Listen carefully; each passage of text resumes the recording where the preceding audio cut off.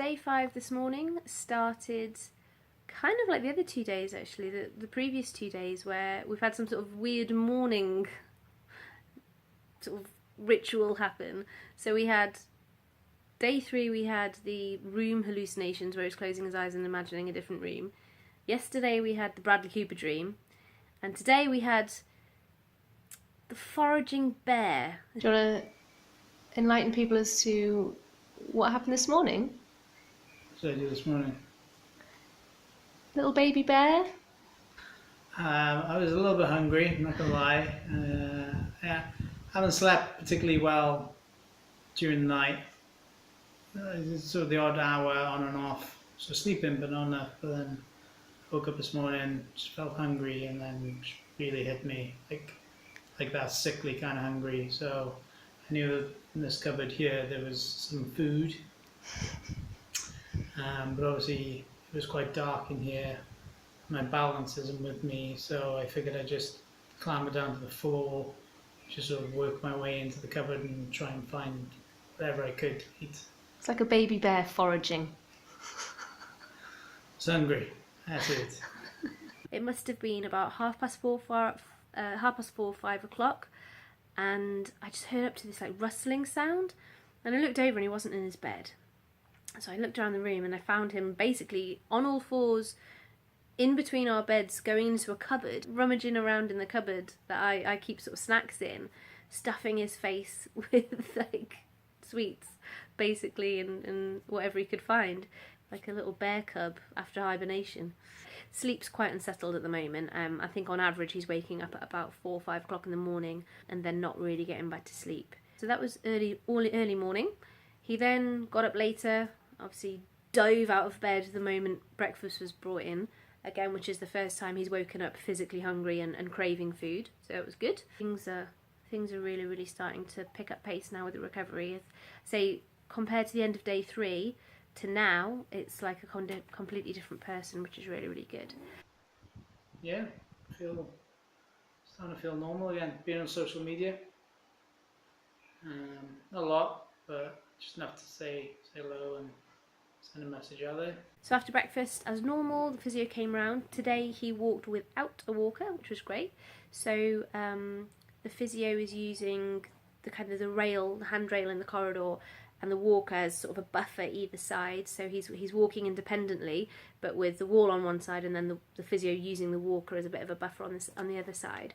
So he's got guidance, but he's walking independently today, which is really, really positive.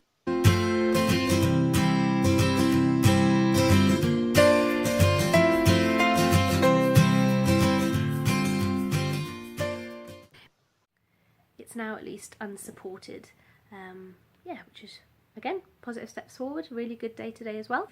He's also wanted to go for extra walks when the physio's not been there, so I've taken him around the corridor quite a few times today as well, using the same thing, so without the walker.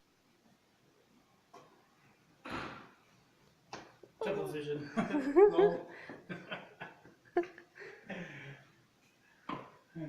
I think the emotions hitting yesterday and the emotions of today as well, I felt quite emotional, so I felt quite drained, and I think I've slept more than him today.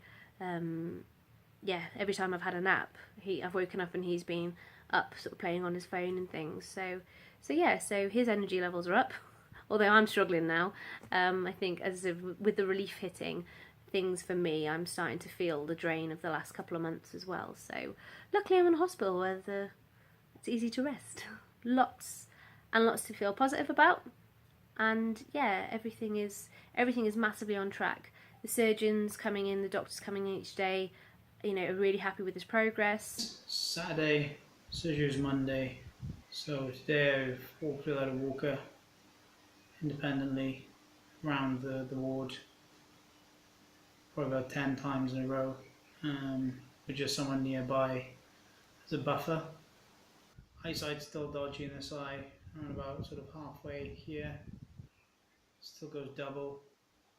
Everything's still jumping about a little bit, but it's much better than it was beginning of the week. For some reason my voice has returned to a prepubescent teenager. Don't know why that's happened. Maybe it's the drugs.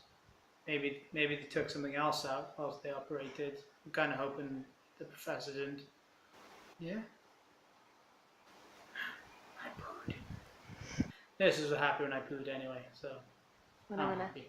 So because the sleeping patterns, as I mentioned, have been a bit off, he's sort of falling asleep about sort of 9-10 o'clock at night, but then waking up really, really early and having a bit of a sort of tossing and turning from about 3 o'clock onwards. Tonight he took a sleeping pill.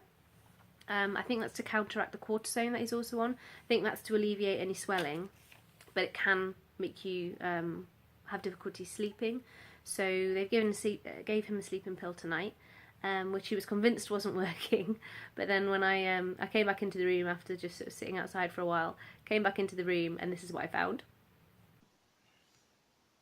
How are you feeling? Drowsy. Overbeen. Drowsy. Good night, Mr. Twinney. And within probably about a minute of that, he was fast asleep and snoring like a bear. So that was day 5, as Jamie would say. If you care, share any comments that you have about your own experience of surgery, or any worries that you have about the surgery or the recovery. Please comment below. It's useful for so many people. Yeah, keep sharing and liking.